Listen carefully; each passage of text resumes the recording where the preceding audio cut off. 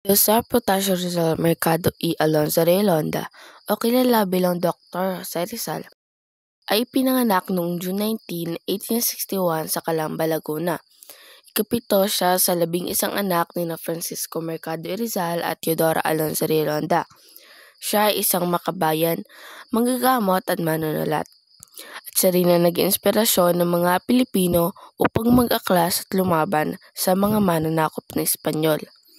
Siya ay nag-aral sa Ateneo de Municipal de Manila. Pagkatapos ay pumunta siya sa University of Santo Tomas upang mag-aral ng medisina. Kalaunan naman ay nag-aral siya sa University of Central de Madrid at sa University of Paris. Noong 1887 ay inilathala niyang aklat na Social Cancer o No Limitangere. Ay inilantad niya ang mga kasamaan ng pamahalaan ng mga Espanyol sa Pilipinas. Pagkatapos nito ay sinulat naman niya ang El Filibusterismo ng ibig sabihin ay The Reign of Green noong 1891. At marami pa siyang isinulat ng mga akda at nobela. Hindi siya pumayag na maangkin at mapasailalim ng mga mananakop ang bansang Pilipinas. Kaya ay tinatag niya ang La Liga Filipina.